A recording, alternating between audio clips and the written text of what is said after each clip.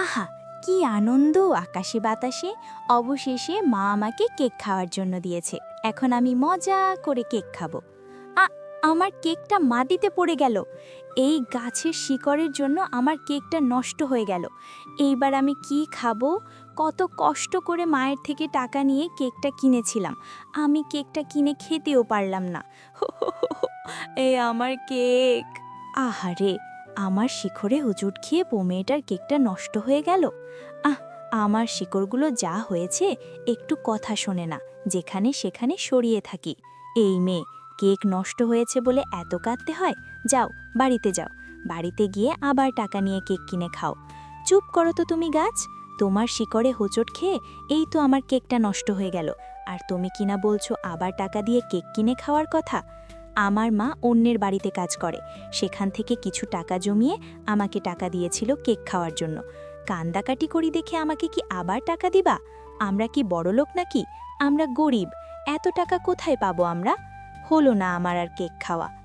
শোনো মেয়ে, আমার শিখরে হোঁচট খেয়ে তোমার কেক নষ্ট হয়ে গেছে তো, তবে এর প্রতিকার আমি করব। এই আমার গাছের ওপর একটা ফুল দেখতে পাচ্ছ? এই ফুলটা তুমি বাড়িতে নিয়ে যাও, তোমার সব সমস্যার সমাধান হয়ে যাবে। এটা বাড়িতে নিয়ে মাটিতে রোপণ করে দাও, দেখবে তোমার সব সমস্যার সমাধান হয়ে গেছে। ঠিক আছে, তুমি যখন এত করে বলছো, তাহলে আমি তোমার ফুল পেড়ে নিয়ে যাব, আর তোমার কথা মতো মাটিটা রোপণও করব।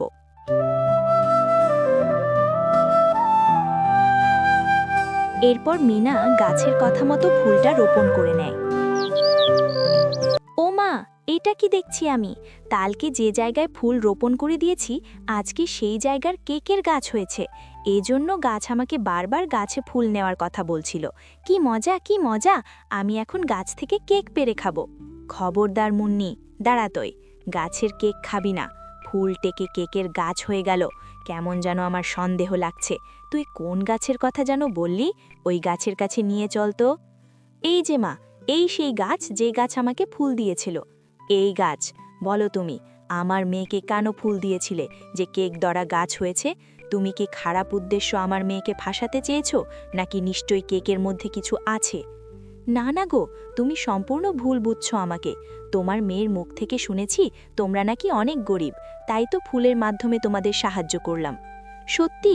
তুমি আমাদের সাহায্য করার জন্য কেকের গাছ দিয়েছ? তুমি খুব ভালো। তুমি আজকে থেকে কেক বাজারে নিয়ে বিক্রি করব, আর আমাদের সংসারের অভাব দূর করব।